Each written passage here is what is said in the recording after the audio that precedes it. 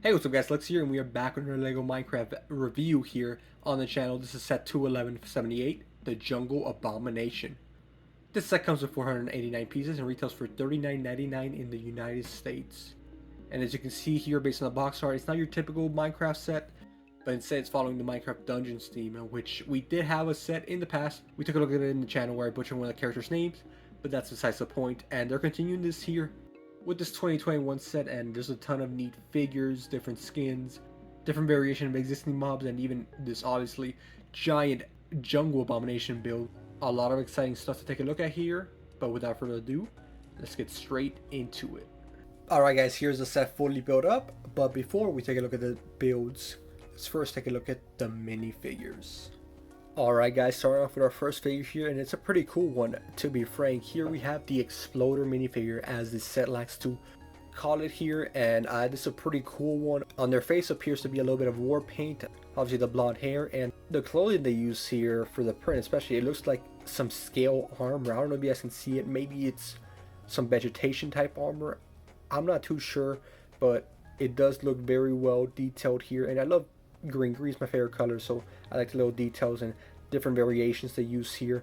This figure also comes with a different colored arm. It comes on one side it's green to match the obviously armor or clothing, and on the other side it's gray. I think that makes it stand out a little bit more. I like the design choice there. And I mean, it's the bottom of the legs, they use regular brown legs, but that's to be expected. You don't expect too much detail when it comes to mainstream LEGO Minecraft figures. This figure in particular does come with a diamond sword accessory, as well as a full set of, pretty much a full set of iron gear here. This iron gear here is definitely a little bit more different. As you can see, it covers a good portion of the face. It's definitely different from what you get in the regular Minecraft game, because it only really covers the top half of your head. This one pretty much protects it all the way around, and that makes sense because you're definitely dealing with a much wider array of enemies that this type of helmet might help to defend against. Obviously the chest plate is nothing too different what we typically see in other LEGO Minecraft sets, but yeah, this helmet here, not bad at all. Very cool and more protective helmet you get here, especially for this figure. But yeah, that's going to be it for the Exploder. Moving on. Next up here, we have the Iron Golem. And while this guy we've been definitely getting a lot more recently, he's still a fun figure to get now. The build here has changed since its first iteration just a little bit. It's using more sturdy arms and definitely less printing on certain areas of the body, but it still gives the idea across here. Obviously, we have the custom molded head, obviously for the Iron Golem. It's pretty much a villager headpiece, but recolored and reprinted. We also have the chest piece here, which I'm very glad they did end up leaving this. I'm very glad that they did end up printing this. You got the iconic vines going through the center there. The build very bulky, very big. Obviously a creature you would want to bring on you on your adventures when you're dealing with certain mobs and bosses here. So it makes sense. It's a great inclusion, and it's always a fun figure to get. While he's more common now than he was before, I'm never really going to complain about an Iron Golem personally. So yeah, that's going to be the Iron Golem. But I wish it did have more detailed printed pieces for his body. It's not a bad iteration here that LEGO has been releasing. So yeah, that's been the Iron Golem minifigure. Moving on. Next up here, we have the skeleton. Now this set doesn't really give this variation of the skeleton any other different name. You would expect it to, but no, this is just referenced as a skeleton. And while it makes sense here, it appears that it does have a little bit more detail on the head. Now, given that they are in a jungle environment, you would expect creatures to get a little bit more used to the environment, or just in general adapt more, and this skeleton seems to have done that. It looks like it's growing some vines, and I would want to say like battle scars of it just being an enemy that you would find in the jungle. Definitely looks more different than the common skeleton that we're used to getting. Honestly, LEGO didn't even have to do this. It's probably accurate to the ones you see in games, so that's probably why I decided to do this, but I could very easily see them just use a regular skeleton print, but they decided to give us this variation, which, I mean, I'm happy with. It's definitely different enough to where you definitely tell and want more of, in my opinion. So hopefully we can get more of these soon. It's really only the head print that's different. Everything else is literally the exact same. The face print is the only variation, but it's still a cool figure to get here. Definitely can add some variety to your skeleton army, and yeah, no complaints here. This has been the skeleton minifigure, of course with its common bow accessory. Moving on.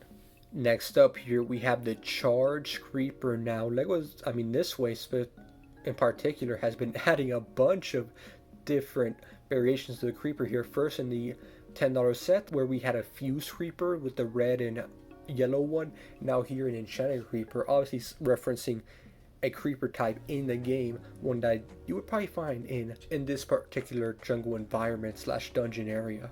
But this is a pretty cool variation. Obviously we have the translucent head, pretty similar to the Charge Creeper. It also had a translucent head, but in this time in a dark purple scheme, and you can see the detail of the face print there, very nice. You can see like the bits and specks being distributed across, obviously just trying to represent that it's enchanted, if the body being again dark purple wasn't enough of an indication. But yeah, it's a cool little variant here. Obviously you wouldn't expect to see this in the actual game, or can't really see it fitting there, but it's still a cool new creature to get. Who says you can't have enchanted creepers in your Minecraft world?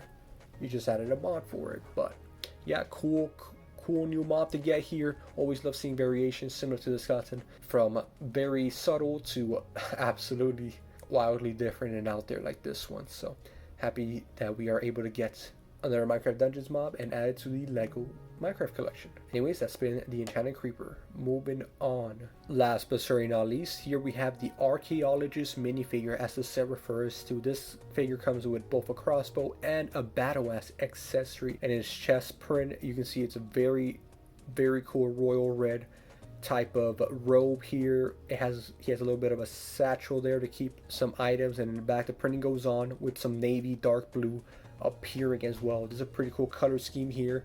He appears to have a little bit of the hair going down to the bottom of the chin. I don't know if that's meant to be like some type of beard, but it's a pretty cool design nonetheless here. Again, love getting new variations of minifigures here in Lego form. New Lego skins are always welcome, and you would expect that, right? Even from Minecraft Dungeons, you're not just always going to see Steve and Alex's, so we can always expect some cool different variations of explorer type figures from this theme. So glad they're continuing that here. But yeah, guys, that's it for all the figures here. Now we're done looking at the figures of this set.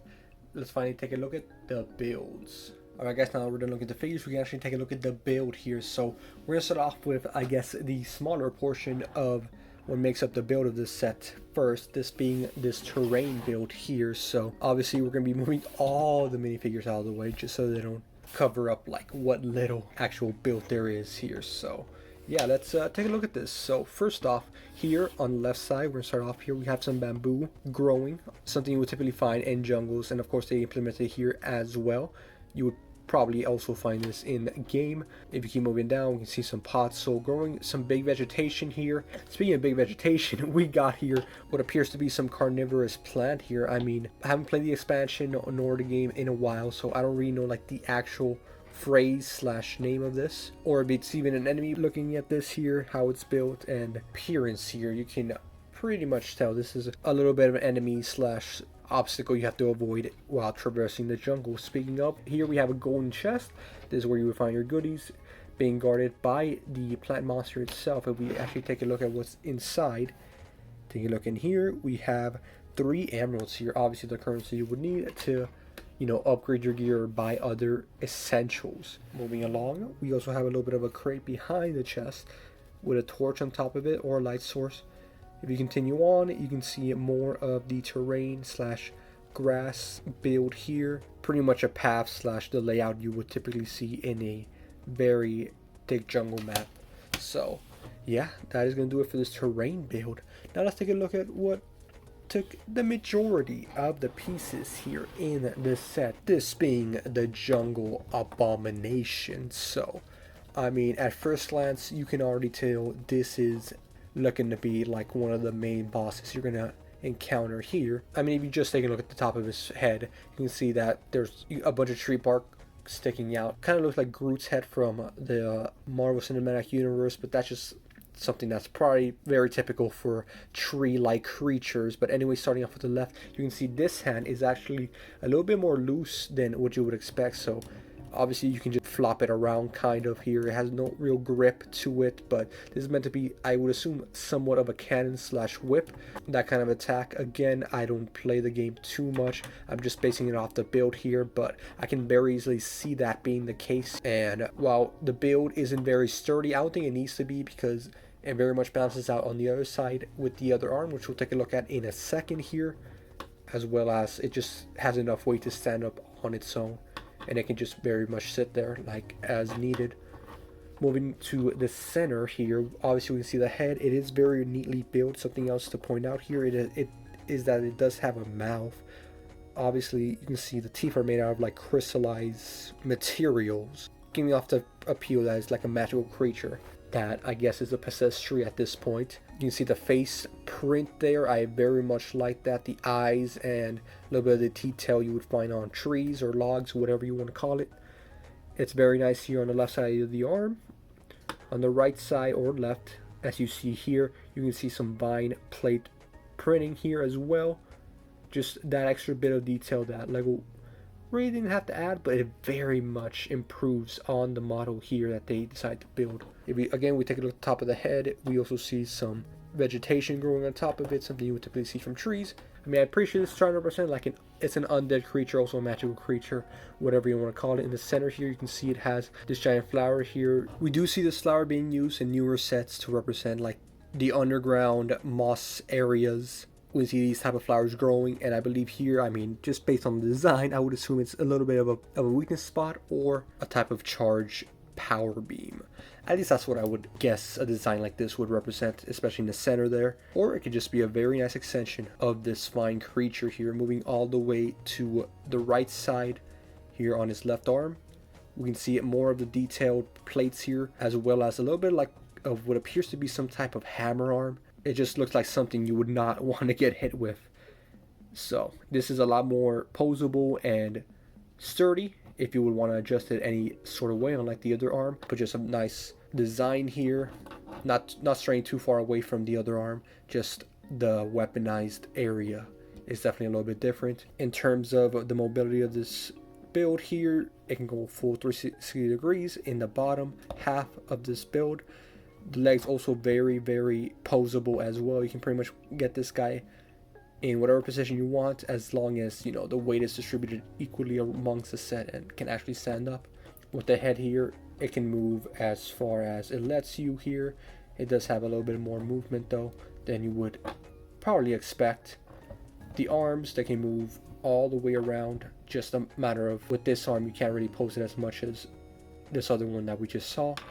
And in the back, you can see a little bit more detail here, obviously. So you can see the open area, but they do try to add a little bit of detail in the back here with this type of pink crystal / enchanted design. But yeah, that's been the Jungle Abomination. A very cool looking mob here. Definitely not one I would want to run into myself if I'm not well prepared, especially at this stage where I'm probably not very experienced at the game enough to take down a boss of this caliber. But yeah, that's pretty much what takes up the majority of the build here, and that's pretty much going to do it for this set here today. The main part of it all being and going to the build of the Jungle Abomination here. Obviously, a little bit of the terrain build here never hurts. We got that carnivorous plant there. Might not be as intimidating as the Jungle Abomination, but definitely looks annoying to deal with in case you run into it in game. We got our awesome new figures here, not to mention the wide array of weapons and accessories we get whenever we get a Minecraft dungeon set. That's what really makes it stand out amongst the other Minecraft sets. It's technically its own game, its own genre, so you can do a lot more with it, a lot more freedom as well. And you get mobs like this enchanted creeper and the skeleton with like some vegetation growing on it. But anyways guys, that is gonna do it for us today. Hope you did enjoy. Comment down below what you think about this set. I mean, obviously Minecraft Dungeons is definitely not as popular in terms of a game as the original Minecraft, but I think it definitely has its place and definitely leads to some really cool Lego sets. So again, tell me what you think down below. Hope you did enjoy. Have a good, safe rest of your day. Consider subscribing if you're new and becoming a member to keep feeding the addiction. And I will see you next time. Adios.